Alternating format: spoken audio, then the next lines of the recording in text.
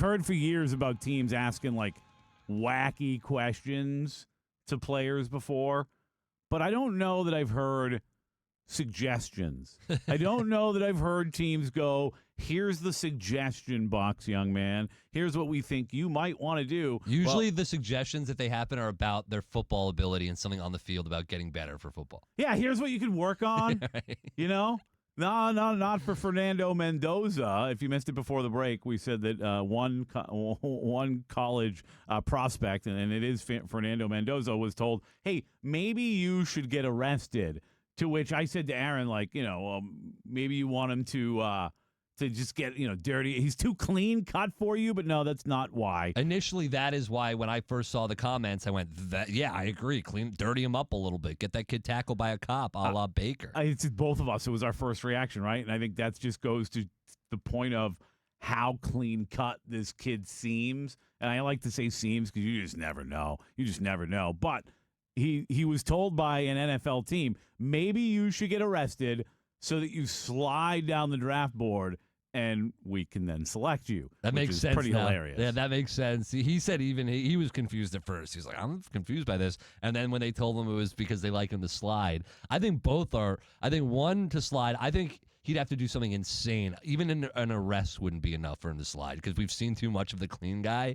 It would have to be a bad arrest, some bad charges. And even that, aside from that, I think if it was something minor, it wouldn't work. But I think that for a guy like Fernando Mendoza, what would be better for him than the slide would be to dirty him up a little bit. Yeah. He's so clean cut. Yeah, take him out drinking a little bit. He's old enough. Get him a designated driver, right? You don't need him to go full get arrested drunk, but go put him out on the town a little bit and let him. I heard you can do a lot in Indianapolis, but you got to be careful. Stay off the streets in Indianapolis. I heard there's a lot of zombies out there. But did we get Trey Lance 2.0? And listen, I don't know that he would go as high as Trey Lance, but there was a lot of talk about Talon Green this weekend, who had just ridiculous numbers for a quarterback at the combine, and it makes me think of Trey Lance, who got drafted on athleticism alone. Like, hopefully we're past that.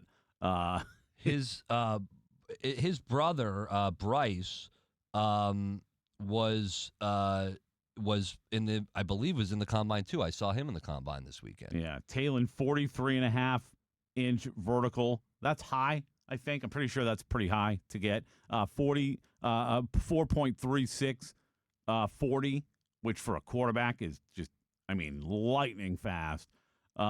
He almost, if you could get him to be a backup for a guy like Lamar Jackson, you could actually have a guy who could go full Lamar Jackson for you if you needed to get him into the game. But I found that interesting. Jeremiah Love, all he did was kind of solidify everything everybody expected from him with a really good 40. That guy's going high for a running back. Some of the things I saw from these guys, some of these skill guys, running backs, receivers, they are so good. And I can't tell the difference between, obviously you can look at, Jeremiah Love and you can look at the guys that are going to be top guys. Some of the other guys look so good too that it's hard. That's what gets teams in trouble. Right. And, Jacoby Lane, the USC receivers, and we're going to talk about him in a second as well when it comes to Mekhi Lemon, who had a very interesting, who's one of the top receivers, had a very interesting scouting combine. But, yeah, you can say that. I was watching Lane, and he is so talented. They have two guys out of USC, Jacoby Lane. He's so fast with his 40 time. He was quick.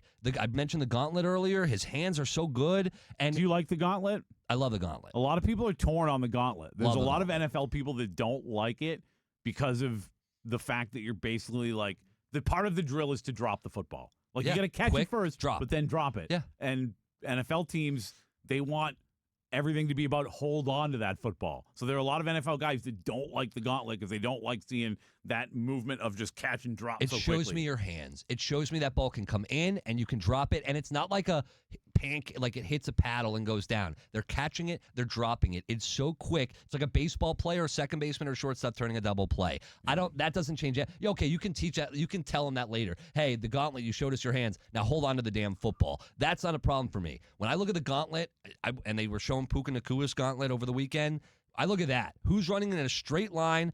who can speed in a straight line, look both ways, catch the football, and then run up the field. And that is literally what Puka Nacua does. And he was a third-day pick, and you can really find that value. They're talking about Jacoby Lane being, a second to fifth round type of pick, second and fourth round type of pick. Those are the type of guys you can get value in. So you mentioned Mekhi Lemon. This quote, and it's from Braden Fajoko on X. Pretty interesting.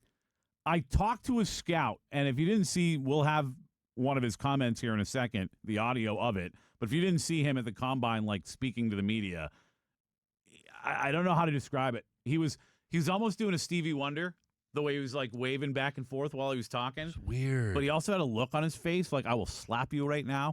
But here's the I thought he quote. was seducing all of us. Oh, is that Yeah. what- oh, I didn't. Yeah, all right, you guys were seduced. I Just thought trying he to wanted get to it. fight. Very interesting. Here's what Braden Fajoko said. Here's his tweet. I talked to a scout just now who said he didn't know what Mekhi Lemon's motive was behind his combine interviews, but whoever advised the kid needs to be fired. Absolutely bombed it, and that's a quote, word for word. So apparently, according to a scout, Mekhi Lemon absolutely bombed his combine interview for at least one team. We don't know how he did with other teams, but at least for one team, he absolutely bombed it. And I imagine if he was doing the Stevie Wonder, kind of waving back and forth, and I guess seducing, according to you guys, it might not have gone well with the scouts and GMs as well. He's so talented that I don't need. I just brought up Puka Nacua. We've all heard Puka Nacua talk. He's not the brightest guy. Idiot. Some of the stuff he said on podcasts this year, like multiple podcasts this year, I'm like, dude, just stop talking. But when they have an amazing talent, my biggest thing is like, if I think you're an idiot as a human being, or like, not, I don't even think that's fair. Like, I don't want to call anyone an idiot that I don't know. Especially people like this in this situation, up on a podium at the scouting combine. I'm sure they're nervous. Yeah. I'm sure they're like thinking a lot about what they're saying, and maybe it comes off as weird. Like Puka, we know now is an idiot. But we haven't seen enough from Lemon to say that. Yeah, I don't like. You can have weird combine interviews. I'm okay with that. Are you an off the field issue? And if the answer is no, if you're just kind of maybe like you're just not all there upstairs, but you're damn good at football, as long as you're not an off the field issue, as long as you're not having legal issues, as long as you're not a bad teammate, I'll take dum-dums all the time as long as they're getting up the field and getting in the end zone. I won't, because I don't think it's fair. But I can tell you that there are guys I've spoken to in Tampa Bay sports who, in my mind, I'm like, this guy comes across like a mental midget, but the guy who's one great people, right? Like great people. On the flip side, Terrion Arnold, who we'll talk about what he's been up to. Terrion Arnold, I remember being blown away watching him at the combine, speaking to one of the reporters, just like talking about football and life, and like I was like, oh, this guy, and now he's being a knucklehead. Yeah, the Mekhi Lemon, the facial expressions are weird. Here's his answer from the podium.